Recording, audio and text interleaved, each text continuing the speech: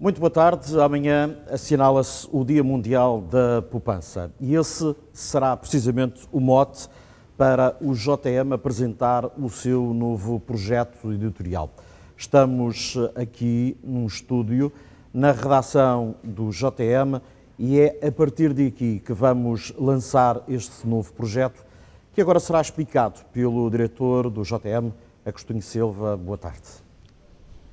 Muito boa tarde. A missão do JM passa também por iniciativas deste género, por inovar e acompanhar os acontecimentos de uma forma adaptada às circunstâncias. É uma forma também de complementar o nosso trabalho diário, a nossa informação tradicional, agora com este tipo de iniciativas que começa logo com um tema muito importante como a poupança, mas que se irá repetir ao longo de outras iniciativas do género.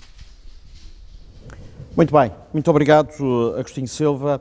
Vamos, antes de mais, dizer que este primeiro fórum conta com a presença aqui em estúdio do engenheiro Filipe Oliveira, o responsável da Agência Regional Energia e Ambiente da Madeira, e também através da plataforma Zoom, a doutora Natália Nunes, coordenadora do Gabinete de Proteção Financeira da DECO, a Associação de Defesa do Consumidor, e também Dr. Pedro Melo e Castro, responsável da poupança e investimento do Grupo Bancário Santander. Antes de mais, obrigado aos três.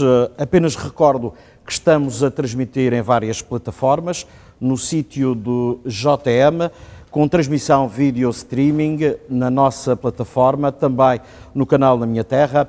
Pode também ouvir este momento através da rádio, através das rádios 88.8, JM-FM, Rádio Calheta e Rádio Santana. Isto, naturalmente, também pela via convencional e online para aqueles que estão fora das zonas de cobertura. E certamente que com acompanhamento do online, do JM, e com cobertura jornalística que, obviamente, amanhã estará na edição impressa do nosso jornal. O que queremos, sobretudo, é juntar especialistas que nos falem precisamente desta temática da poupança, nas mais diversas vertentes, mais para mais, em tempos de pandemia. Vamos falar sem linguagem técnica, para que também as pessoas possam perceber o que é que se pretende com este desafio. Vou de encontro, primeiramente, à doutora Natália Nunes, da DECO. Antes de mais, o que é poupança? A pergunta essa que se impõe. Será mesmo verdade o ditado popular que é no poupar que está o ganho? Boa tarde. Boa tarde. Antes de mais, agradecer ao JM o convite que endereçou à DECO. É para nós um gosto participar nesta iniciativa. Poupar, essencialmente, pode-se dizer que é aquilo que as pessoas não consomem. Portanto, é parte do seu rendimento que elas conseguem colocar de lado, isto para as pessoas perceberem. Muitas vezes as pessoas confundem muito a questão do poupar com a questão do economizar. E a verdade é que o povo costuma muito utilizar a expressão exatamente no poupar é que está o ganho, ou no poupar na ida às compras, mas muitas vezes o que está a querer dizer verdadeiramente é economizar, porque o poupar é depois pegar nesse dinheiro que não se gastou e colocá-lo de lado, destiná-lo à poupança. E efetivamente isto é que é a poupança. Se formos ver, todos nós, eu diria que os portugueses são hábeis a economizar e alguns conseguem fazer poupanças, mas são duas coisas diferentes, ainda que uma leve à outra, que é o poupar. Muito bem. Dr. Pedro Melo, chamo também a si a esta conversa. O português tem cultura de poupança ou é chapa ganha, chapa gasta? Boas tardes a todos, antes de mais, e agradeço também aqui em nome do Santander o convite que nos foi endereçado num tema que para nós é tão importante, tão estratégico e tão relevante, não só para o banco, mas também para Portugal e para a sociedade em geral. E de facto, a questão da poupança é uma questão muitíssimo relevante e pertinente. Aquilo que nós sabemos, e isso são dados, é que de facto Portugal nos últimos anos ou décadas, desde o final da década de 80, tem vindo as famílias portuguesas, na sua generalidade, a poupar cada vez menos. Tivemos duas situações concretas de crise, ali com a crise financeira que foi disputada pela falência do Banco Americano Lehman e depois com a intervenção do FMI aqui em Portugal, com a Troika na altura, em que a poupança aumentou pontualmente porque as pessoas viveram mais assustadas com o que aí vinha. Tivemos agora nos últimos meses alguns ameaços de que a poupança irá aumentar.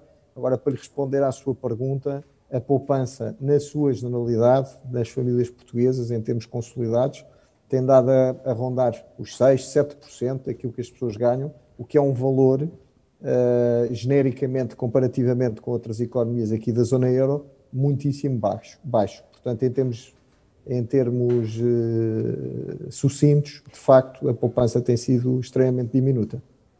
Muito bem, pegando nesta observação que foi feita pelo Dr. Pedro Melo, lanço também aqui uma questão ao engenheiro Filipe Oliveira.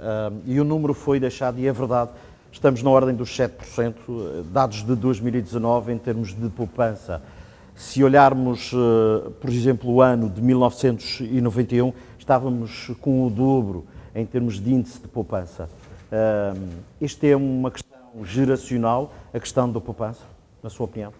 Bem, neste assunto da poupança, quando falamos em economizar e aplicar esses fundos, não é propriamente a minha área. Eu gostaria de dizer, do ponto de vista da energia, que se fala muito em poupança de energia, mas no fundo aquilo que se quer transmitir é a eficiência energética, que no fundo é ter os bens para que se use a energia com menor consumo de energia, menor consumo para o ambiente, os recursos, e também de, digamos, poupança em termos de custos que podem ser afetados a outros fins. Comparando com 91, foi o ano que disse, 91, desde essa altura até agora houve uma grande transformação e uma grande evolução na forma como utilizamos a energia. Neste momento utilizamos mais energia, mas utilizamos também de uma forma mais eficiente. Os serviços que utilizamos neste momento são serviços que requerem mais energia e nós requeremos mais serviços. Mas pronto, eu diria que a relação da energia com a poupança é que nós podemos utilizar os recursos que não gastamos, recursos financeiros das famílias e das empresas que não gastamos na energia, no consumo de energia, podem ser utilizados para outros fins, nomeadamente para a poupança ou para outros bens ou outros serviços que são essenciais. Muito bem, já vamos falar naturalmente desta área da energia. Eu devolvo esta ligação ao Dr. Pedro Melo, colocando-lhe a mesma questão. É uma questão geracional, esta questão da poupança. Percebemos que há aqui uma evolução negativa. Não somos uma geração de poupança, ao contrário, por exemplo, da geração anterior. Sem dúvida, eu acho que essa afirmação pode-se dizer. Claro que os últimos 30 anos conhecemos aqui em Portugal não só, obviamente, a reprivatização da banca, o que fez com que o crédito passasse a estar acessível a todas as famílias e de forma transversal, e de alguma forma as pessoas começaram a gerir as suas finanças pessoais de outra forma, em particular no tocante à casa, e isso foi uma realidade transversal também a outros países. A posse da casa é algo que é uma realidade intrínseca da economia portuguesa. E por outro lado, isto por um lado, e portanto o grande aumento do crédito foi feito muito pela compra da casa, que é algo muito estruturante e que está muito enraizado. Por outro lado, o facto de as taxas de juros também terem caminhado em termos nominais, portanto o valor que rendem nos depósitos, que é o produto com maior expressão em Portugal, terem vindo a baixar ao longo dos anos, também fez com que, de facto, muitas das poupanças fossem antecipadas para consumo. E, em terceiro lugar, também, como disse, e bem, parece-me que é uma questão, de facto, geracional, fruto deste contexto que se viveu nos últimos 30 anos, em que há aqui uma mudança cultural também importante.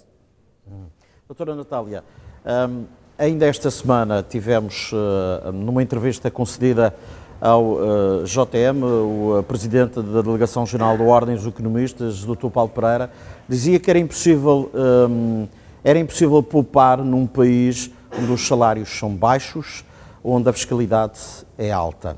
E aí resulta também muito daquilo que é, digamos que, enfim, os pedidos de ajuda que a DECO vai recebendo. Sim, é verdade, mas também é verdade que, e os números mostram-nos, e se formos olhar para os últimos números do INE relativamente à poupança, que a taxa de poupança cresceu agora nos últimos meses, portanto, estamos em pandemia, grande parte das famílias tiveram cortes significativos nos seus rendimentos, mas a verdade é que as poupanças estão a aumentar. Claro que eu acredito que não haja aqui claramente uma alteração de comportamentos, que as famílias não estejam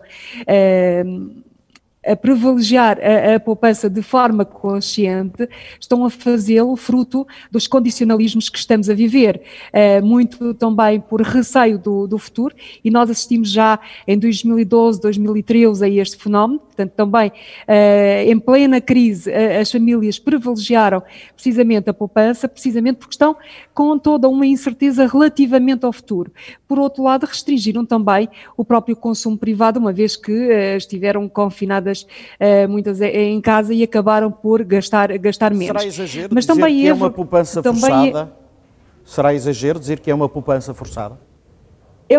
É claro que é uma poupança forçada por todo o condicionalismo que estamos a viver, porque, e como estava a falar há pouco, nós famílias portuguesas temos vindo a alterar os nossos hábitos, e eu não resisto a falar precisamente da questão cultural e geracional. Eu recordo-me que anos 70, anos 80, no tempo dos meus avós, digamos assim, privilegiava-se a poupança. Primeiro poupava-se e depois comprava-se. E a verdade é que foi a partir dos anos 90 que houve a alteração deste comportamento também, deste comportamento por via da alteração que houve relativamente ao crédito, de certa forma, a democratização da introdução do crédito no nosso dia-a-dia, que levou precisamente a esta alteração de comportamento. E a verdade é que as famílias têm vindo a perder este hábito da poupança. Também não nos podemos esquecer que muitas das famílias, e nós temos cerca de 1/5 das famílias portuguesas, que recebem menos que o salário mínimo nacional. Ora, é extremamente difícil para estas famílias conseguirem poupar, mas isto não quer dizer que não o façam. Agora, fazem-no muitas vezes, mas com um grande sacrifício. Agora, muitas das famílias, de certa forma, que abandonaram a questão, o objetivo da poupança. Claro que, quando são confrontadas com algumas alterações, como foram aquelas que aconteceram agora, por via da diminuição dos seus rendimentos, por via do layoff, situações de desemprego, acabam muitas vezes por ter grande dificuldade em honrar os seus compromissos, nomeadamente crédito, porque, em bom rigor, não tinham qualquer poupança, ou a poupança que tinham era manifestamente insuficiente para fazer aos encargos que assumiram. Portanto, uma das causas porque as famílias que, por exemplo, no início deste ano tinham uma situação financeira perfeitamente razoável e agora estão em grandes dificuldades, tem a ver precisamente pelo facto de não terem uma pequena poupança, nomeadamente o fundo de emergência. Muito bem. Dr. Pedro Melo e Castro, foi importante também o papel dos bancos, nomeadamente nas moratórias. Esta questão também foi determinante, permitiu no imediato, de facto, alguma poupança, ou não, mas pelo menos a gestão financeira da família. Sim, os dados mostram, de facto, que em termos consolidados, Portugal foi um dos países onde, em termos consolidados, o crédito que foi suspenso em moratórias, teve um maior peso. E, portanto, obviamente que essa questão teve um peso nas famílias, teve um peso nas empresas e, de alguma forma, aliviou momentaneamente aquilo que poderiam ser os encargos com a dívida. Obviamente que isto não se tratam de perdões de dívida e, portanto, toda a dívida vai ter de ser paga mais à frente, mas dá aqui um balão de oxigênio para que as famílias, as empresas possam reconstruir, no fundo, as suas finanças pessoais ou empresariais, do lado da empresa. E, portanto, acho que esse é um ponto importante. De qualquer forma, eu não me queria circunscrever ao comentário àquilo que se está a passar atualmente, que hoje é um ponto muito específico no tempo e muito imprevisível, a pandemia que estamos neste momento a assistir e que tem condicionado as economias do mundo inteiro, com contrações muito fortes, em particular no segundo trimestre, e, portanto, aqui que estamos a falar, de facto, de movimentos circunscritos. O que eu acho que é mais relevante é olhar para o todo, e o todo é que acho que temos aqui mais uma oportunidade das famílias em redefinirem as suas prioridades, em olharem para a frente, depois, obviamente, de um momento de maior bonança da económica, e agora estamos numa plena crise, e redefinirem as suas prioridades, fazerem um planeamento financeiro mais cuidado e estabelecerem, de facto, quais é que são os seus objetivos. Porque a vida é muito longa e, portanto, hoje a esperança média de vida é muitíssimo superior àquela que era há 20 ou 30 anos e, portanto, as pessoas, mesmo na idade da reforma, irão viver mais de 20 anos. E, portanto, é crítico que haja aqui, de facto, o conceito da poupança abarque algo que é muito simples, parece um palavrão, mas é muito simples, que é um planeamento financeiro cuidado para conseguirmos ter o mesmo estilo de vida e o mesmo padrão de consumo ao longo de toda a vida. E isso é muito simples. Não é preciso ser muito sofisticado para fazer as contas de quanto é que eu gasto, quanto é que eu consumo, onde é que eu posso, de facto, poupar e depois deslocar essa poupança, qualquer que ela seja, para um instrumento de investimento que lhe permita, mais tarde, poder ser usado em momentos mais críticos. E esse é que me parece que é o plano de fundo. É algo também de cultural, como já foi aqui discutido, mas que tem que reentrar e ser absolutamente central na vida dos portugueses. Já se falou aqui de poupança forçada. No seu entender, e já tivemos aqui há relativamente pouco tempo a crise financeira, 2003, nós não aprendemos a lição, depois rapidamente esquecemos que é preciso poupar? Essa pergunta... Eu gostava, o Dr. Pedro Melo, mas depois, naturalmente, que a doutora Natália também poderia responder, obviamente. Eu acho que as evidências apontam justamente nesse sentido, porque aquilo que nós vimos em plena crise financeira foi que as taxas de poupança foram repostas, houve taxas de poupança de 2 dígitos em plena crise, portanto as pessoas conseguiram efetivamente poupar e depois da crise financeira ter, no fundo, depois de deixarmos de estar intervencionados Portugal pela Troika, da economia ter normalizado, os níveis de poupança baixaram outra vez muitíssimo para valores, como eu referi há pouco, de perto dos 7% dos rendimentos que as pessoas têm. E, portanto, de facto, parece que é esse o caso.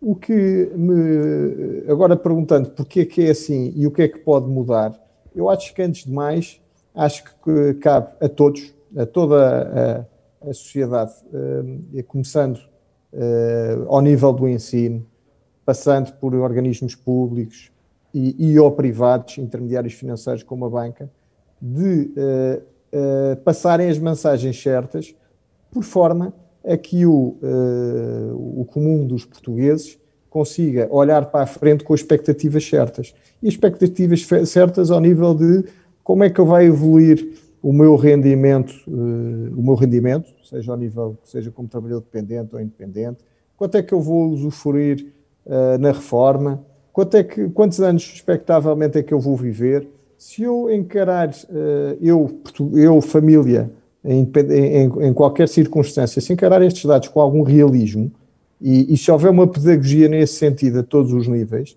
eu julgo que estão reunidas as condições para que esta questão cultural ou geracional, como foi aqui discutido, possa inverter gradualmente. Mas tem que haver, de facto, uma mensagem transversal em todos os fóruns e que comece ao nível do ensino básico. Muito bem. Doutora Natália, queria intervir também relativamente a esta questão. Queria, até porque é uma matéria que nos é muito sensível. Nós apoiamos famílias em dificuldade, em situação de sobreendividamento, há 20 anos. Portanto, já passamos aqui por alguns momentos, por algumas crises.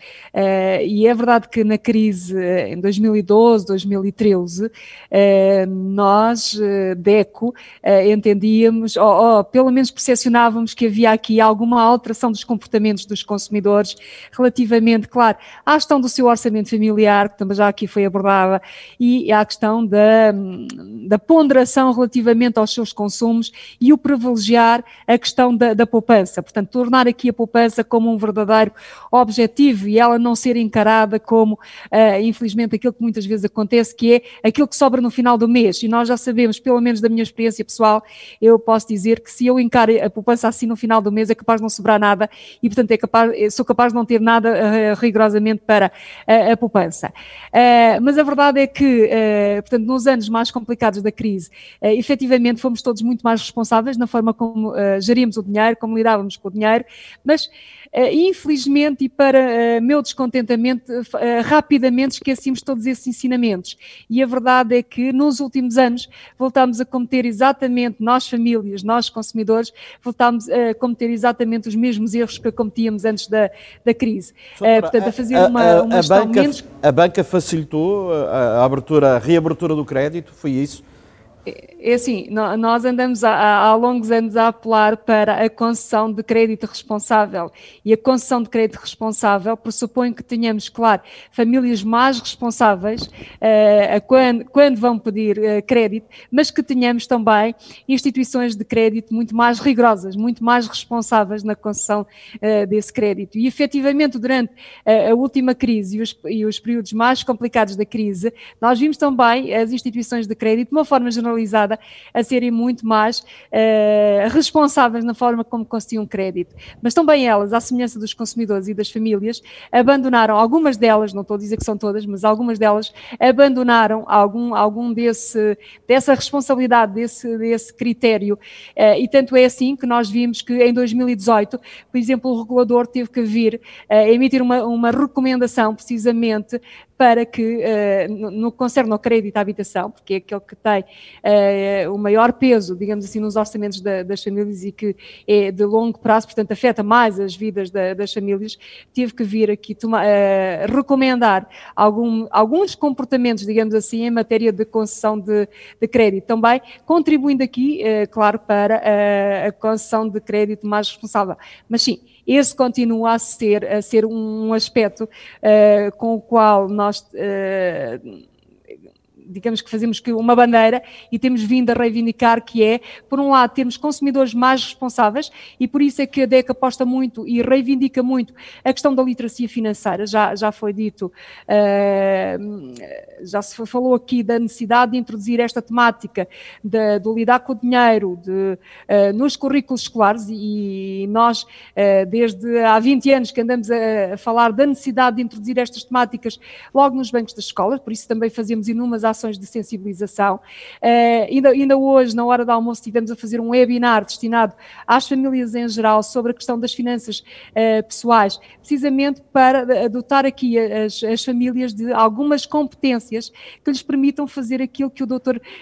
Pedro Melo e Castro há pouco estava a referir, que é o fazer o seu orçamento familiar, porque efetivamente é o melhor instrumento que nós famílias temos para gerir o nosso dinheiro e muitas vezes basta pegarmos numa folha de papel, envolver a família e começar a colocar nessa folha aquilo que são os nossos rendimentos e onde nós gastamos todo o nosso dinheiro.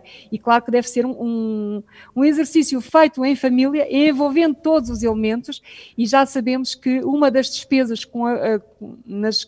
com a qual devemos sempre contar no início de cada mês, deveria ser a fatia destinada à poupança.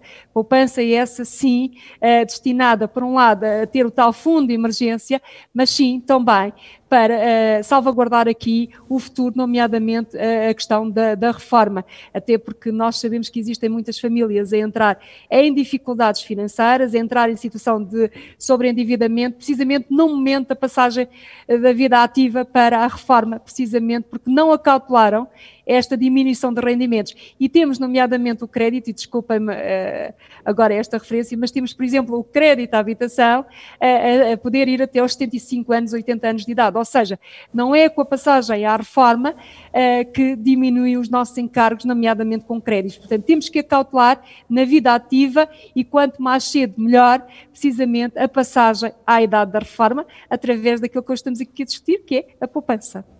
Dr. Pedro Melo e Castro, houve facilitismo por parte da banca em determinado momento?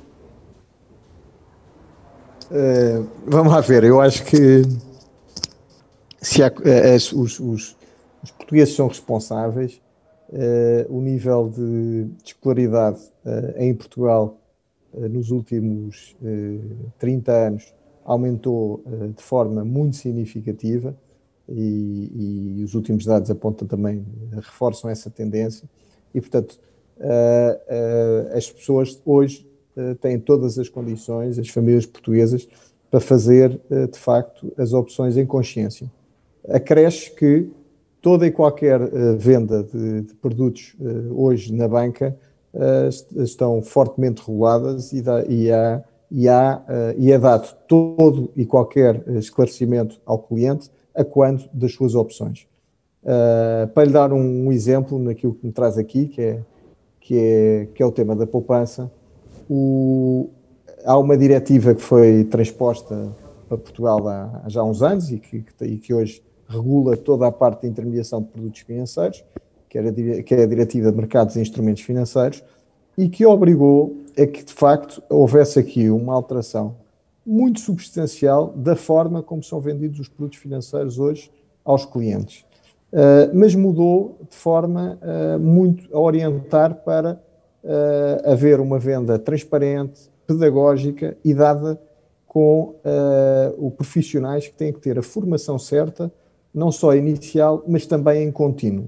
Hoje, para se vender um produto financeiro, contrariamente àquilo que havia há 20 anos, tem que se conhecer o que é que o cliente quer. Só se lhe pode dar aquilo que o cliente pediu especificamente, por profissionais com essa formação, com informação muitíssimo transparente e disponível também em todos os canais. E, portanto, não há razão para que a banca, e neste caso também o Santander, não contribua e não vá ser um importante ator neste processo de aculturação do tema e de aumento da literacia financeira de todos os agentes, em particular das famílias. E, portanto, eu acho que esta regulação veio exatamente no sentido certo e acho que vai promover gradualmente um melhor entendimento do tema na sua generalidade. Muito bem. Aproveito para também o engenheiro Filipe Oliveira.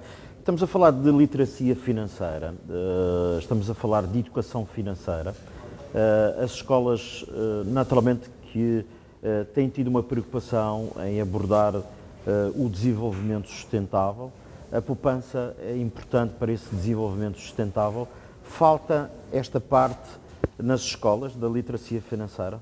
Muitas vezes é preciso relacionar as diversas dimensões da poupança, da relação do nosso consumo com o ambiente, e isso naturalmente que as escolas têm um papel muito importante. Tem havido realmente uma grande atenção às questões ambientais, a salvar o planeta, digamos, com alguns slogans importantes como salvar o planeta, como retirar os plásticos do mar, enfim, há essas campanhas que acabam por ter grande força e mobilizam as escolas. Mas é preciso dar mais consistência, é preciso passar a relacionar de que forma é que isso pode contribuir para o nosso bem-estar imediato. E o poupar energia, ou poupar recursos, não só energia, mas qualquer recurso, até porque qualquer recurso tem associado energia e tem associado recursos ambientais. Portanto, todo esse esforço que se faz em utilizar de uma forma racional os recursos resultam também em economia nas famílias e que pode dar origem à poupança. Eu julgo que isto que nós estivemos aqui a falar, e eu comparar a situação de crise e de não crise, há aqui algo que salta à vista, que é, em tempos de maior segurança, os sinais de, digamos, o apelo ao consumismo, seja ele qual for, é mais eficaz, porque há uma maior predisposição das pessoas para seguirem.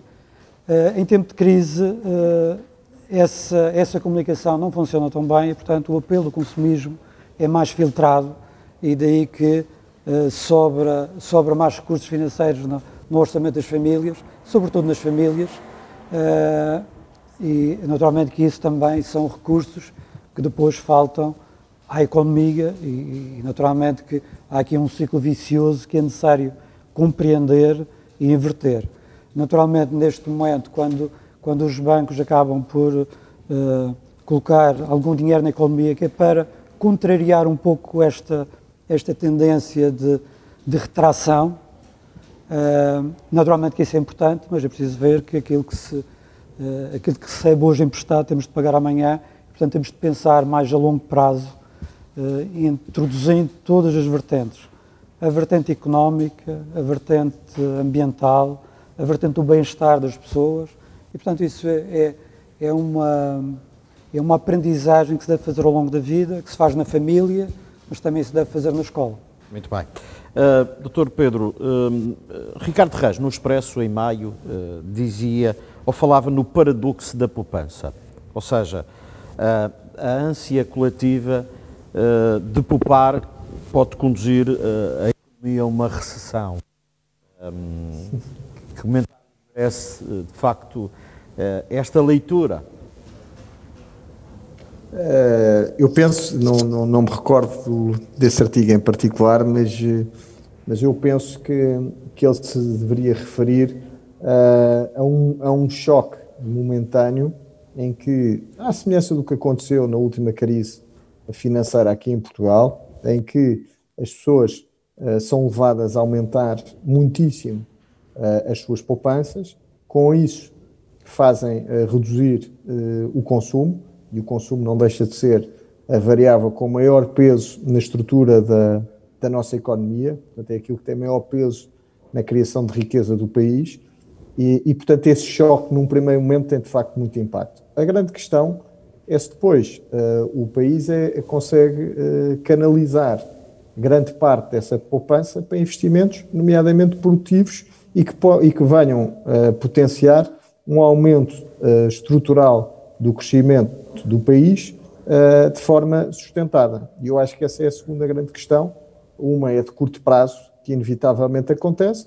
A segunda é mais estrutural, é a forma como Portugal pode, no fundo, canalizar a poupança, por um lado, e, por outro lado, pode reorientar o país para, no fundo, aumentar o volume de produtos, por um lado, transacionáveis e exportáveis, que é que foi muito o que aconteceu no pós-crise.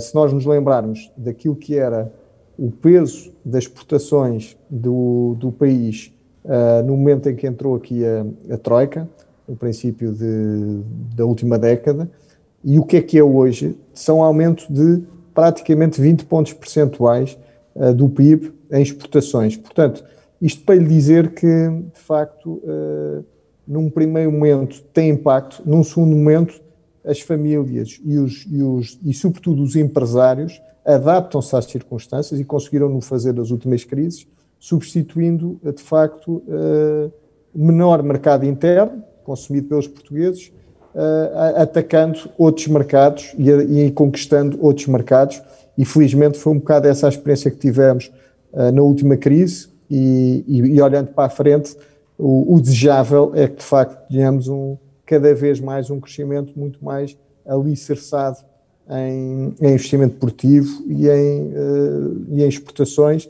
em detrimento de consumo, e é para aí seguramente que teremos que ir. Muito bem. Doutora Natália Nunes, obviamente já o disse, a DECO tem sido a instituição que também muitas famílias procuram ajuda, apoio. Já se falou aqui de literacia financeira, já se falou de falta de planeamento. Em situações de crise, presume-se que as famílias portuguesas esquecem-se, sobretudo, de ter um fundo de emergência para estas situações, como aconteceu agora.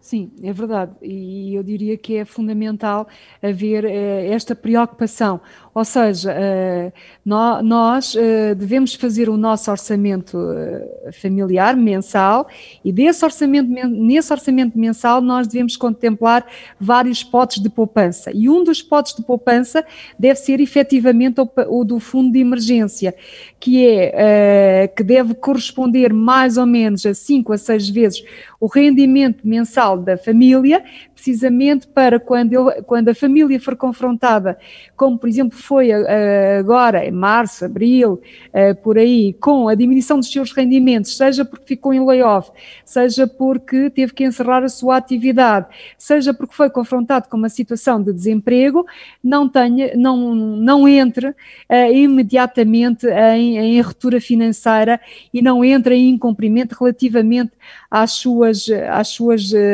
dívidas, aos seus créditos. Mas aquilo que nós verificamos é que, por diversas razões, até porque as famílias ainda não têm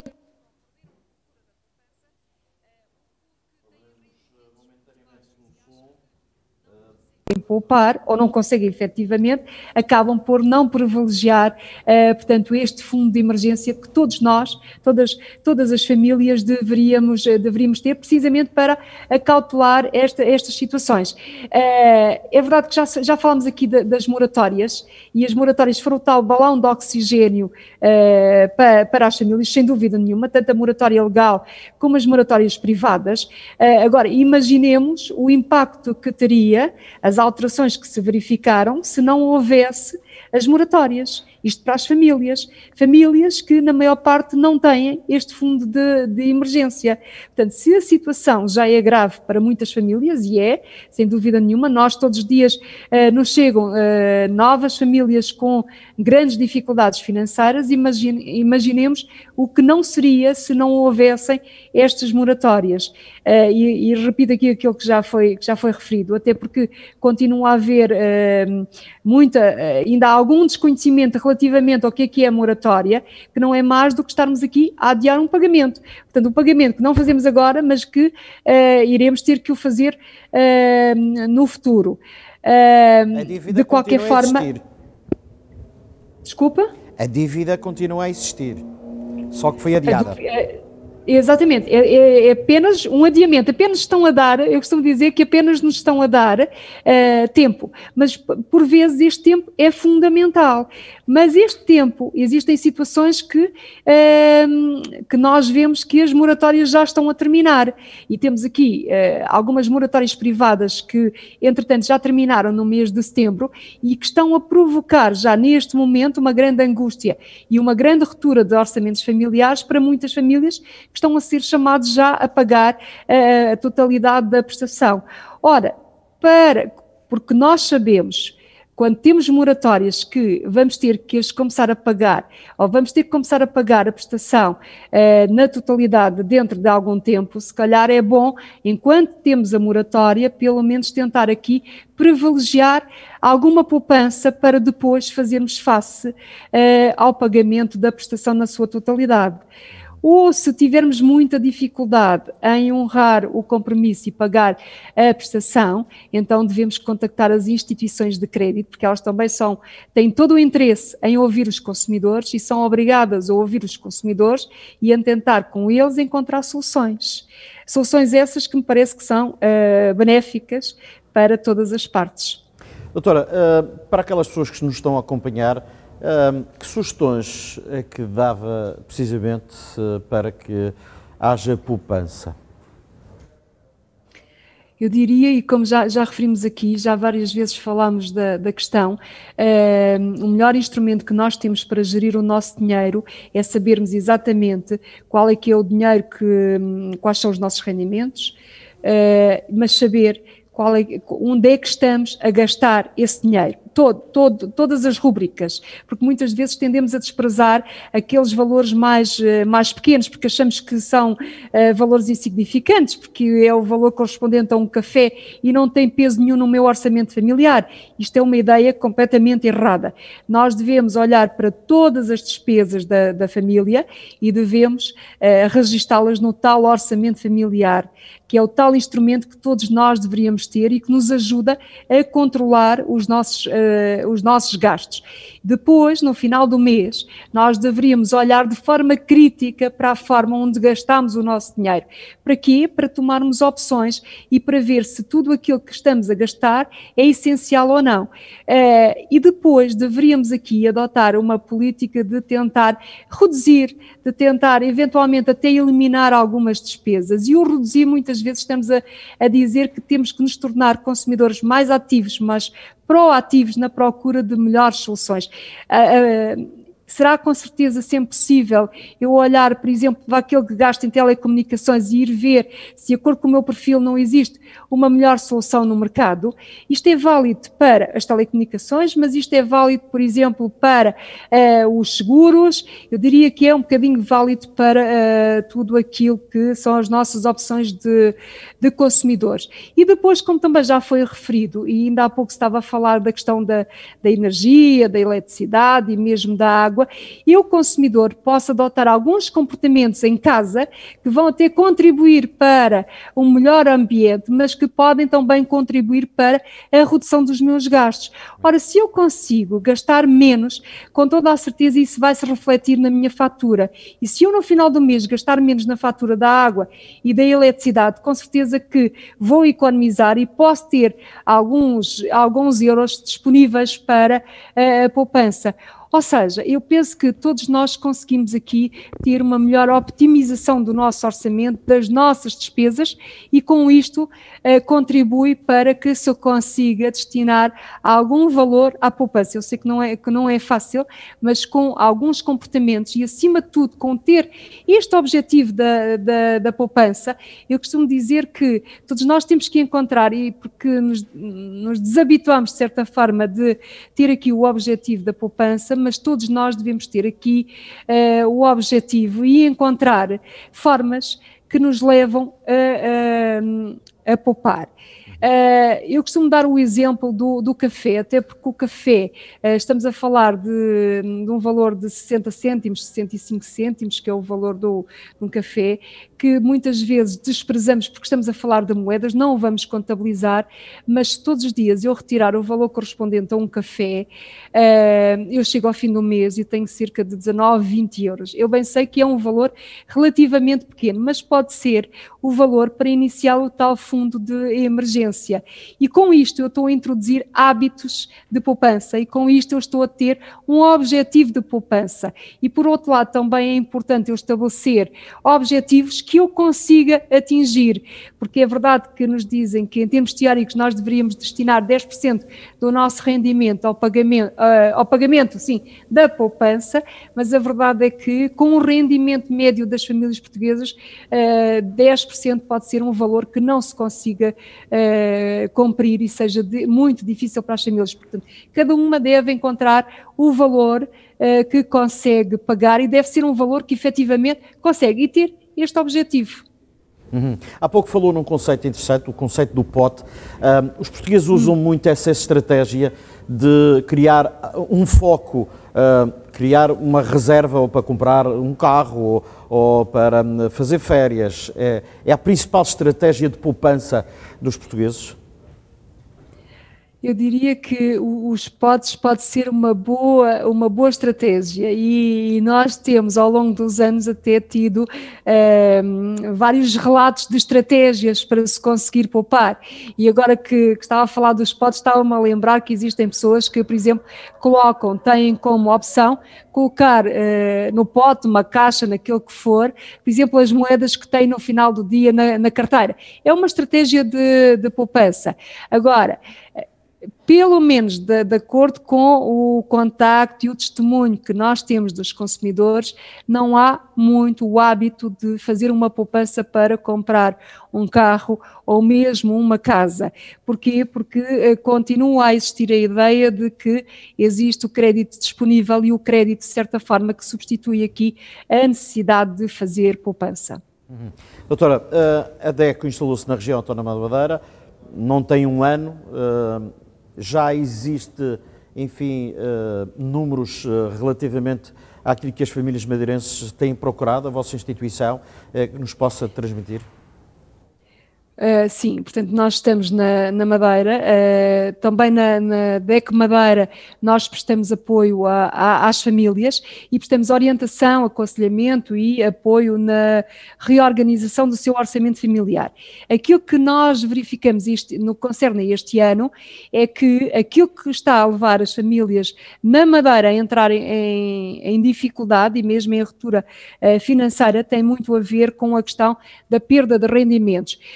São sobretudo famílias que tinham rendimentos informais, famílias que entraram em situação de layoff, que contribuíram para esta ruptura financeira. E, portanto, 37% das situações são causadas essencialmente pela perda de rendimentos. Mas também o desemprego representa 27%.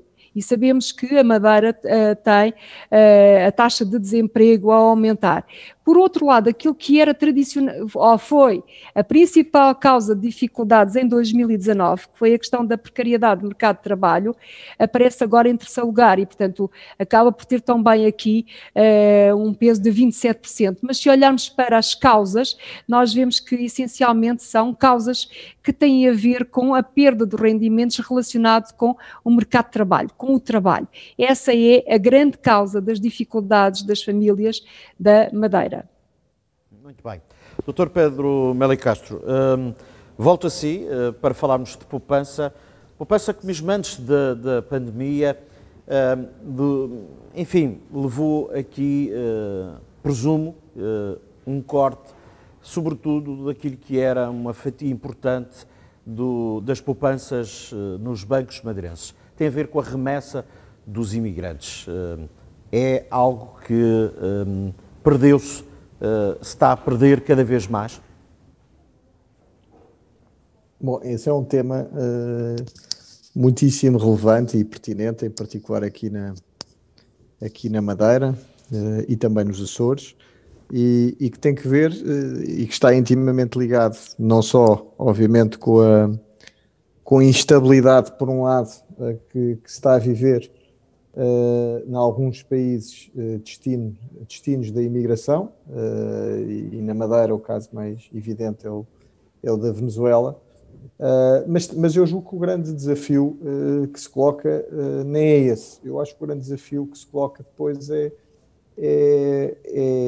como é que se trabalha, no fundo, a segunda geração, porque se a primeira geração de imigrantes fica sempre com uma relação umbilical com a região e com a terra, e viu-se nos últimos anos, inclusivamente na Madeira, com a instabilidade que se viveu na Venezuela, muitos imigrantes a voltarem. O que se passa depois na geração dos filhos já não é bem assim, porque muitos deles acabam por já ser da nacionalidade de onde, isso inevitavelmente, de onde nasceram, mas vão perdendo o vínculo um bocadinho à terra-mãe. E esse é um aspecto que é obviamente que é inevitável que ocorra, que em parte, obviamente, tem que ver com a forma como essas pessoas crescem no seio familiar e criam ou não vínculos à terra. Por outro lado, por parte neste caso dos destinos, neste caso da Madeira, obviamente que também há o tema de se criar âncoras para que haja interesse da segunda geração trazer, investir e trazer dinheiro para a terra onde cresceram os seus pais.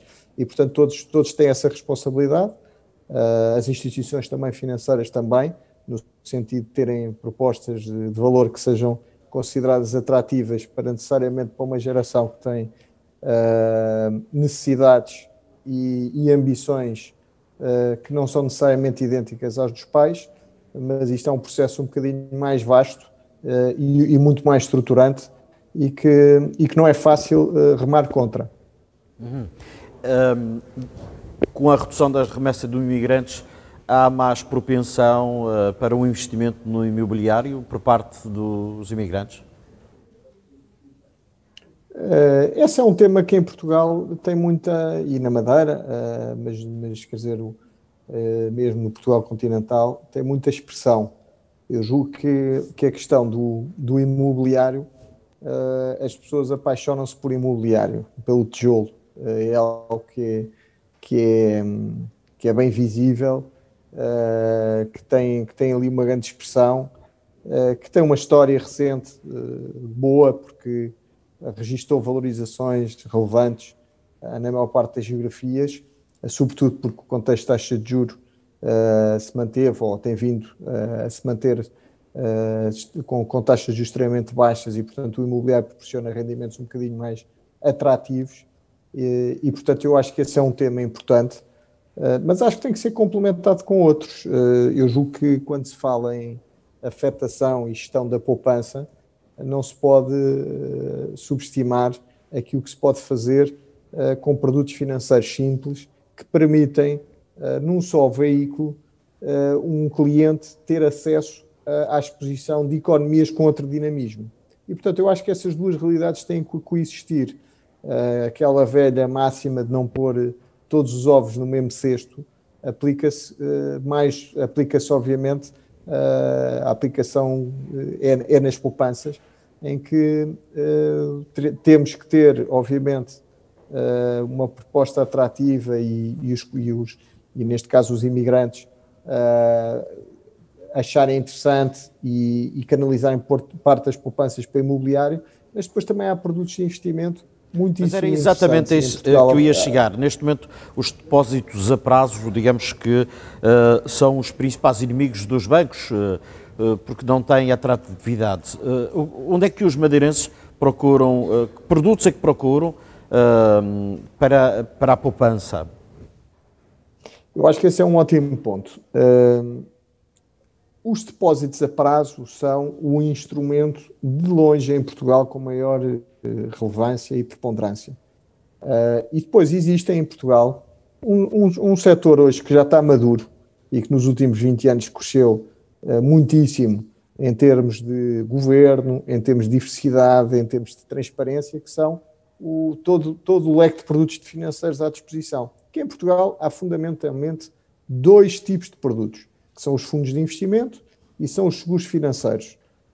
Fundos de investimento e produtos financeiros e seguros financeiros têm lá dentro fundamentalmente expostos a mercados de ações e a mercados de dívida, de obrigações emitidas por empresas.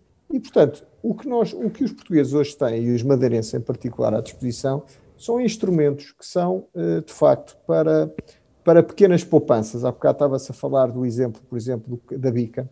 A Bica poupa-se os 25 euros, vamos imaginar, por mês. Eu consigo, com 25 euros, ter acesso a um PPR, por exemplo, no caso de Santander consegue-se, e consigo fazer uma coisa muito simples, que era, estava-se há bocado a discutir se a melhor forma era um mealheiro ou não era um mealheiro. Também há outra forma muito simples, é dizer que todos os meses, de forma automática, consigo dizer que me sai da minha conta 25 euros para entrar num PPR todos os meses. E isso é um mecanismo e uma sistemática de poupança extremamente eficaz e extremamente potenciadora de riqueza, porque invisto num veículo com apenas 25 euros, que tem uma gestão feita por profissionais, é um veículo muito diversificado e que está exposto aos mercados financeiros. E aí, queria-lhe dar uma nota sobre isso. Há o pânico dos portugueses no investimento em produtos financeiros, porque dão sempre os exemplos de onde perderam dinheiro quando investiram aqui ou investiram ali. Agora, no longo prazo, e essa é uma máxima que hoje pode ser transportada para todos os clientes, nos últimos 20 anos tivemos crises sem precedentes no mundo. A crise da Lehman Brothers, que foi a crise financeira, aqui em Portugal a intervenção da Troika, agora esta pandemia, e temos os mercados financeiros praticamente nos máximos de sempre.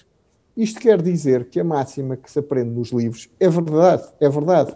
O tempo cura tudo e quem investe no médio e longo prazo vai ter remunerações superiores a outro tipo de investimentos. Os depósitos a prazo, pelo contexto que estamos a viver hoje, são uma alternativa, mas a sua remuneração vai estar extremamente condicionada nos próximos 10 anos, pelo menos, por um contexto de taxa de juros muito baixo que vamos viver e vamos continuar a viver, porque os bancos centrais estão, pela via monetária, a tentar estimular a economia. Portanto, quem se mantenha em depósitos a prazo por muitos e bons anos vai ter uma remuneração que, expectavelmente, vai ser abaixo da inflação, da evolução do custo de vida.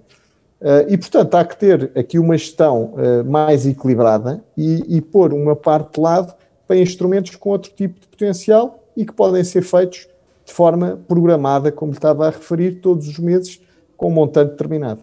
Uhum. A consolidação do crédito tem sido muito procurado na região, como forma de ultrapassar, enfim, este momento menos fácil da economia? Esse é um tema que em Portugal tem sido muitíssimo aproveitado, até porque ancora, neste momento, as dívidas, há uma âncora muito importante que é a âncora do crédito à habitação e, portanto, é um tema que é transversal a todas as famílias, que olhar para todas as suas dívidas e ver como é que, no fundo, as gerem da melhor forma e as escalonam de forma a que consigam que os pagamentos da dívida futura casem com os rendimentos e com a vida que as pessoas têm a cada momento. Portanto, esse é um tema transversal à sociedade portuguesa e mais evidente em momentos de aperto. E, portanto, não é, aqui no Santander também não é exceção, mas é uma realidade de facto transversal que se passa na vida dos portugueses. Mas aquilo que eu queria destacar e relevar, até porque estamos aqui num fórum de poupança, é que ainda por causa dessas situações e desses apertos, é que de facto é tão importante ter bolsas de poupança e acumulada ao longo dos anos para fazer face a esses períodos. E eu há bocado estava a referir, por exemplo, os PPRs, e os PPRs podem, inclusivamente, há aqui uma ideia feita de que o PPR é um produto muito pouco flexível, e o PPR não é um produto extremamente flexível, é um produto de médio e longo prazo com fiscalidade muito boa. E tem várias premissas em que o cliente pode sair. Uma delas é para pagar o crédito à habitação. Portanto, em momentos de aperto, eu realoco aquilo que consegui poupar para o pagamento de uma dívida que, nesta altura do campeonato, se me está a tornar extremamente onerosa. Uhum. Que dicas é que pode deixar aos nossos telespectadores no que diz respeito a produtos bancários, produtos financeiros? Olha, eu acho que lhe posso deixar duas dicas que eu acho que são as mais importantes. A primeira é o prazo. Comprar produtos financeiros, seja em formato de fundo de investimento, seja seguro financeiro, para o prazo que eu estou disposto e não mudar. E cortar completamente a emocionalidade. Vou-lhe dar um exemplo que eu acho que é relevante. Quando o mundo inteiro confinou, ali entre março e abril, os mercados financeiros sofreram uma queda muito grande. Houve muitos clientes que tiveram, de forma muito emocional, a tentação de saírem e de resgatarem esses produtos financeiros. O que é que aconteceu a seguir? Os mercados recuperaram enormemente a partir daí, neste momento recuperaram grande parte das quedas, e quem saiu deixou de ganhar montantes consideráveis. Portanto, a primeira ilação é: o prazo resolve tudo, vamos cortar a emocionalidade. Quando se investe num produto financeiro, é fazer o mesmo do que se faz numa casa. Eu, quando compro e invisto numa casa, também não estou a ver o seu valor todos os dias, até porque não existe uma bolsa de casas, mas o valor todos os meses ou todos os anos vai mudando em função do que os compradores estão dispostos a pagar. Portanto, essa é a primeira ilação, prazo. A segunda é diversificação. Nós, aqui no Santander, temos produtos que nós chamamos os mistos, que são produtos que querem em formato de PPR, querem em formato de fundo de investimento muito simples, ou de seguro financeiro, que não são mais do que produtos com ações e obrigações com ponderações diferentes em função do perfil de risco. Temos produtos mistos para clientes mais conservadores, para clientes mais moderados ou para clientes mais agressivos. E eu, num só veículo, consigo ter a máxima diversificação. Significa com isto que aquela situação que muitas vezes aflige os clientes, particularmente em momentos de mais aperto, de se uma empresa vai à falência, eu comprei aquela dívida da empresa, ou se comprei a dívida, e tivemos muitos exemplos, infelizmente, em Portugal, de dívidas que foram compradas por clientes individuais que não correram bem. Nestes veículos isso não acontece porque estão altamente diversificados. Se acontecer alguma coisa em alguma empresa que o fundo comprou, o peso no veículo como um todo é muito pequeno e, portanto, o cliente não vai sequer sentir. E, portanto, esta é a segunda recomendação: diversificação. A terceira e última, mas que é prévia a estas duas, é planeamento financeiro. E digo isto duas vezes porque é crítico as pessoas sentarem-se e definirem o que é que são as suas prioridades, o que é que são os seus objetivos e conseguirem meter um dinheiro de lado. A vida é longa e é muito importante termos estas bolsas de lado para momentos de maior incerteza. Muito bem. Voltamos à Madeira. Engenheiro Filipe Oliveira, há pouco a doutora Natália falava que há gestos tão simples como, enfim, o apagar a luz, a energia, a forma como, enfim, vivemos nas nossas casas, também é uma forma de poupança. Sem dúvida que sim. Esse apagar a luz é um exemplo caricato, mas poupar através da energia tem outras vertentes e tem outras prioridades, diria, se calhar mais relevantes. Naturalmente que os nossos avós e os nossos pais ensinavam a apagar a luz quando não era necessário, numa altura em que a iluminação tinha um grande peso. Hoje existem outras formas de consumo de energia que têm um peso muito significativo. Mas o que é importante é que está no comportamento, quer seja o comportamento, eu diria que um comportamento habituado a apagar a luz é também habituado a desligar outros equipamentos quando não são necessários e a ter essa consciência de que os nossos comportamentos têm uma grande influência nos recursos que nós utilizamos. E, portanto, quando aquele exemplo que se falou do poupar a bica, eu diria que antes de chegar aí há tanto por onde fazer, nomeadamente naquilo que esteja relacionado, que tenha ao mesmo tempo um efeito de economizar, mas tenha também um efeito positivo para o ambiente, como é o caso da energia, como é o caso da água, porque aí estamos a poupar de duas formas. Estamos a poupar, no fundo, o planeta, no fundo, a guardar recursos para serem utilizados mais tarde, mas também a criar recursos dentro da família para aplicar noutras finalidades. E, portanto, enquanto que a bica, por exemplo, naturalmente, que eu tirar aquele valor da bica, aquela praticamente economia local, normalmente é economia local, portanto, estou a tirá-lo da economia local, enquanto que se estiver a tirar, se for o petróleo, estou a tirar de economias que são outras, que não são as nossas, naturalmente, que vivemos todos num sistema, mas este aspecto também é importante. Tudo aquilo que é importado é dinheiro que sai do país, é dinheiro que sai da região, e é dinheiro que sai das famílias e, portanto, se olharmos para a economia como um conjunto, a economia da nossa região, a economia do nosso país. Estas escolhas que fazemos nas opções de consumo ou de redução do consumo também são importantes e devem ser racionais neste aspecto. Eu julgo que não devemos ser muito poupados quando estamos a comprar diretamente a um agricultor ou que estamos a comprar um serviço local, porque devemos sentir que estamos a contribuir para uma economia e para o emprego à nossa volta, e isso é importante.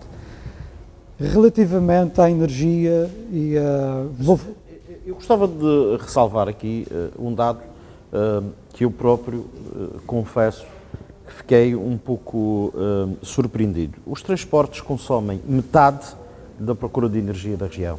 Muito pouca gente tem a noção a importância que tem o setor dos transportes. Eu ia entrar exatamente nos transportes dizendo que a prioridade é olhar para os setores que têm maior consumo. Na região autónoma da Madeira, os transportes terrestres, que somarmos depois os transportes marítimos e aéreos, ainda será maior, mas os transportes terrestres, aqueles que têm a ver com as nossas escolhas, consomem cerca de metade da energia fóssil que é importada. Ou seja, nós se utilizarmos os transportes de uma forma racional, de uma forma eficiente, damos logo um grande contributo nas emissões de dióxido de carbono pela utilização dos combustíveis fósseis, na importação desses combustíveis, que naturalmente é dinheiro que sai da Madeira, sai de Portugal e vai para outros países, os países exportadores, às vezes com dinheiro que é utilizado em muito balicismo, diria eu. E, portanto, nós, se olharmos para o setor mais importante, é os transportes. E nos transportes nós podemos atuar de diversas formas. Uma delas é na escolha do modo de transporte. Andar a pé não consome combustíveis, portanto é o modo mais eficiente e até é saudável. Onde é possível andar de bicicleta, também.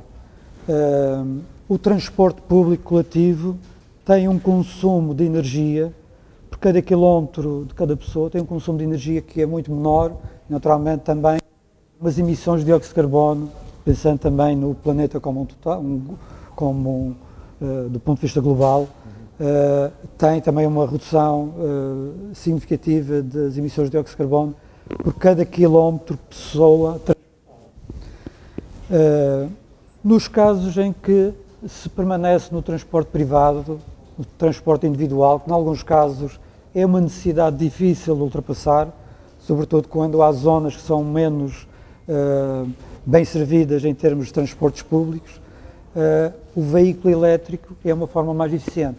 Portanto, o veículo elétrico tem um consumo que é aproximadamente 5 vezes menos consumo de energia, também 5 vezes menos o custo com a energia. Mas há uma ideia um pouco generalizada que ainda não há retorno. Se é importante ter um veículo elétrico para a pegada ecológica, do ponto de vista económico, para quem adquire uma viatura, porventura não tem esse retorno no imediato, atendendo ao valor das viaturas, atendendo ao valor das baterias, será assim, Engenheiro?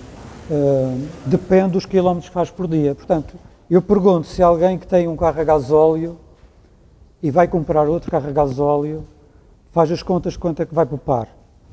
Julgo que ninguém faz essas contas, eu diria que não é necessário fazer essas contas.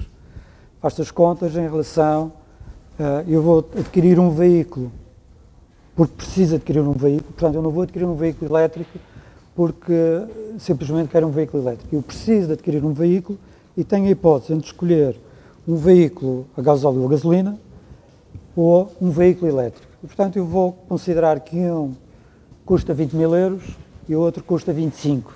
Vamos simplificar assim.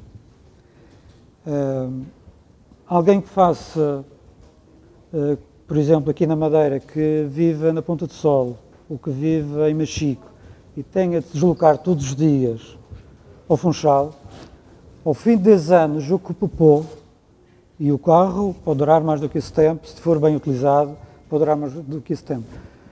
Dá para comprar um carro novo, mas de raiz, só para se ter a ideia de que nós temos de olhar para a poupança que se tem, mas não dizer assim, olha, eu tenho um carro que até está bom, vou comprar um segundo carro. e pensar que dessa forma vou ter 2 carros, vou poupar como se, ou seja, vou conseguir recuperar aquele investimento de ter comprado um carro a mais. Nós temos de pensar que isto tem de ser em termos relativos. Eu tenho um veículo, vou substituir por outro e nessa escolha eu devo olhar para aquele que é mais eficiente. A ARIAM teve uma campanha de aquisição de veículos elétricos. Resultou, na sua perspectiva, dentro sim. das expectativas? Ainda estamos a fazer a avaliação. Naturalmente que muitos desses contactos foram feitos, portanto, essa campanha foi durante um mês, e muitos desses contactos ainda estão porque a aquisição de um veículo não é uma coisa de um dia para o outro. Então, alguns desses ainda estão em processo de aquisição. Mas o mais importante dessa campanha não foi o número de veículos que se vendeu durante a campanha ou no período imediatamente a seguir, mas a consciência que se criou sobre as vantagens do veículo elétrico e sobre o que é necessário saber em relação ao veículo elétrico. E há muitos mitos em relação aos veículos elétricos. Os primeiros... Vamos desmistificar. Alguns deles. Se nós temos um relevo muito acidentado e, portanto, temos muitas subidas, a primeira pergunta é se o carro sobe. A minha resposta é sobe. Normalmente, para a mesma potência, um carro elétrico sobe melhor do que um outro carro, porque para já não precisa fazer ponto de embreagem, que é algo que para algumas pessoas é problemático. Nem tem de meter primeiro, simplesmente tem de acelerar o carro. E, portanto, nesse aspecto, tem uma vantagem. Outro aspecto que tem é quando ele vem a descer, portanto, um carro quando sobe, depois desce. Um carro a gasóleo e a gasolina não recupera combustível, mas o carro elétrico, ele recupera energia e, portanto, carrega parte da bateria. Portanto, o facto de nós termos um relevo que é muito acidentado faz com que a vantagem do elétrico ainda seja maior, porque nós estamos, quem vive no Funchal, no anfiteatro do Funchal, e que tenha de deslocar à baixa e que tenha de percorrer, em termos de altitude, uma variação de 200, 300 metros, todos os dias está a carregar uma parte do veículo. Eu diria, a minha experiência como utilizador de veículo elétrico, 20% do consumo é recuperado desta forma, com as travagens do veículo. Portanto, 20% é um valor significativo. Além disso, o veículo consome menos e, portanto, por tudo isto, comparando com um veículo equivalente a gasóleo, eu poupo cerca de 6 vezes, portanto, consumo menos de 20%, portanto, tenho uma poupança superior a 80% nos consumos desses veículos. Mas este é um aspecto, e naturalmente, que é um aspecto muito importante, a questão da mobilidade, a escolha, em primeiro lugar, andar a pé quando se pode, em segundo, transporte público e, em terceiro, um veículo eficiente, nomeadamente, e gostava de dizer também que o veículo eficiente e que se partilhe o veículo, porque se uma família tem 3 pessoas no agregado, em vez de sair com 3 veículos, poder sair só com 1 ou com 2, naturalmente dessa forma também já está a economizar e a poupar energia. Um outro aspecto também muito importante na economia de energia é a economia de energia, o que se poupa em casa e através de casas que sejam mais eficientes. A certificação energética dos edifícios é um aspecto que mostra, para quem vai adquirir ou para quem vai construir uma casa, mostra o que pode poupar com a aquisição daquela casa. Portanto, uma casa, se calhar, com uma maior eficiência energética, pode até ser mais cara, não é necessariamente mais cara, porque existem algumas que são caras por outras vias. O que é a certificação energética, propriamente dita? A certificação energética é uma avaliação que se faz aos componentes energéticos daquela casa, portanto, à produção de água quente, ao isolamento térmico da casa. Portanto, uma casa mais bem isolada é mais confortável no inverno e no verão. No verão, diria que a proteção solar é muito importante, portanto, o isolar a casa do excesso de calor. Aproveitar também no inverno o sol durante o dia para aquecer a casa e para manter a casa quente. Portanto, isto são tudo técnicas que podem ser projetadas quando se está a desenhar uma casa ou quando se está a desenhar um edifício. E isto tem uma grande influência, em primeiro lugar, no conforto e, em segundo lugar, no consumo de energia. Água quente com energia solar ou com bombas de calor que sejam eficientes, onde não seja possível ter painéis solares, bombas de calor, por exemplo, ou em alguns edifícios, por exemplo, em hotéis ou grandes edifícios públicos onde haja uma grande necessidade de calor, utilizar a biomassa. A biomassa tem uma vantagem que é, além de ser um recurso local, e a obtenção, que significa que a mão de obra digamos, fica na economia local, mas além disso tem um contributo importante para a prevenção dos incêndios florestais. Portanto, se nós tivermos a utilizar mais biomassa em caldeiras, e digo, por exemplo, em piscinas públicas, em hotéis, em hospitais, isso tem um contributo importante para manter a floresta limpa, cria emprego, porque precisa de mão de obra para fazer essa limpeza, e é combustível fóssil que deixa de ser importado, e portanto isto é importante. Naturalmente que as caldeiras a biomassa hoje são muito eficientes, têm eficiências superiores, em alguns casos, a 80%, portanto é uma eficiência quase idêntica a uma caldeira a gás, e portanto se havendo uma maior procura deste tipo de equipamentos, tem um benefício bastante significativo em termos das importações de combustíveis, das emissões de dióxido de carbono, enfim, tudo isso. Um outro aspecto que, digamos, estes são os aspectos clássicos da eficiência energética. Nós gostamos de chamar de eficiência energética, não propriamente poupança, muitas vezes economizar é entendido de uma forma que muitas vezes não é muito atrativa, e nós preferimos falar de eficiência e da utilização inteligente de energia. Mas, enfim, este contexto que nós estamos a viver agora veio mostrar que o teletrabalho, por exemplo, tem, e por exemplo, este caso em que nós estamos em teleconferência, são bons exemplos. Imagine se tivesse que ter uma deslocação de avião para um orador se deslocar de Lisboa a Madeira, quantas toneladas de dióxido de carbono estariam associadas a isso? O facto de termos uma sala cheia de pessoas que não temos, as pessoas estão do outro lado a ouvir-nos. Se tivéssemos uma sala cheia de pessoas, seriam pessoas que tinham deslocado de carro e, portanto, tudo isso teria associado um consumo de energia significativo. O que eu quero dizer é que o teletrabalho e serviços e a digitalização da economia, digamos assim, também, que é um aspecto que se fala muito hoje e que é muito importante, faz com que haja menos necessidade de deslocações das pessoas.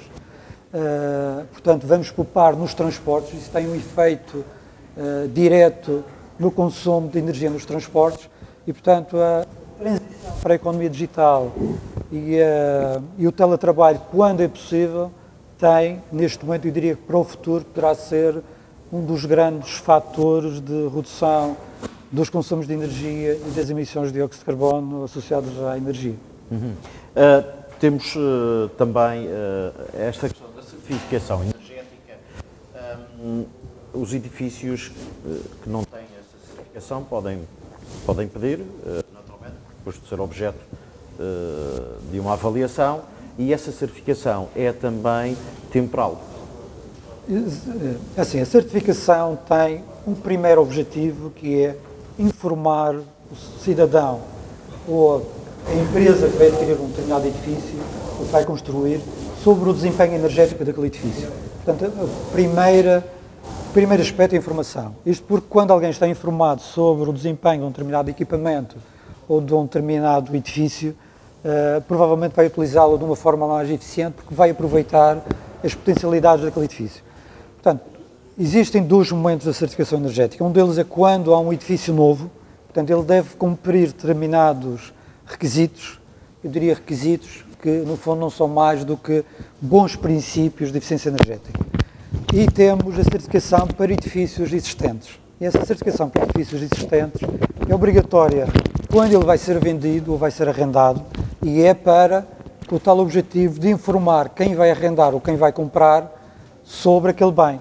Nós falamos, por exemplo, da eficiência energética, etiqueta energética de um frigorífico, de uma máquina de lavar, que é um equipamento relativamente pequeno. Quer dizer, quando alguém vai adquirir um veículo, muitas vezes são as poupanças, como costuma dizer, as poupanças de uma vida, ou um empréstimo de muitos anos, é necessário que esse edifício, de facto, tenha uma categoria de eficiência energética que seja boa, portanto, que ele seja eficiente do ponto de vista energético. Portanto, o que se pode fazer é um edifício existente nestes momentos, mas não tem de ser, poderá ser alguns edifícios com dimensão elevada, por exemplo, uma unidade hoteleira ou um grande edifício, tem a obrigação de fazer essa certificação periodicamente. E essa certificação tem uma finalidade, que é fazer uma auditoria energética, que no fundo é um estudo ou desempenho energético daquele edifício e quais são as medidas a implementar para corrigir aquilo que é viável ser corrigido. Naturalmente, quando se fala de eficiência energética e quando se fala de certificação energética, o objetivo é reduzir os consumos de energia, mas de uma forma que seja viável. E eu diria que, em alguns casos, em muitos casos, essa redução dos consumos de energia pode ser pela via do comportamento, portanto aí não tem praticamente custos. Noutras é necessário fazer investimentos, é adquirir equipamentos ou fazer alterações aos edifícios, e para isso, naturalmente, que existem formas de financiamento. Além da tradicional, que é através da banca, existem empresas de serviços energéticos, são empresas que fazem um investimento e que depois são pagas ou são remuneradas pelas poupanças que esse investimento vai proporcionar. E, portanto, esta também é também uma via, naturalmente, que essas empresas de serviços energéticos depois recorrem à banca, e, portanto, mas fazem a gestão da eficiência energética de uma forma especializada, naturalmente que é uma vocação que essas empresas têm, e eu diria que quando se faz um investimento através de uma empresa de serviços energéticos, tem-se uma garantia maior de que as medidas que foram adotadas são de facto as melhores para aquela situação. Muito bem. A verdade é que em termos de poupança não podemos perder ou não podemos poupar no tempo, o relógio não para e por isso mesmo rapidamente esgotamos o nosso tempo. Desde já quero agradecer a presença aqui do engenheiro Filipe Oliveira, também em Lisboa da doutora Natália Nunes, da DECO, e o doutor Pedro Meli Castro, do Grupo Santander. O nosso muito obrigado por terem feito parte precisamente deste primeiro Fórum da Poupança, uma organização do JTM. Boa tarde a todos, muito obrigado. Boa tarde, obrigado. Obrigado. Certo.